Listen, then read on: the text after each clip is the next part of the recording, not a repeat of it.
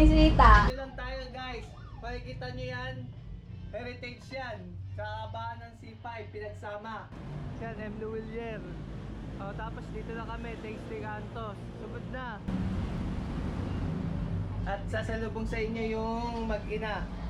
Oh. To kiss me all aloud and love me like a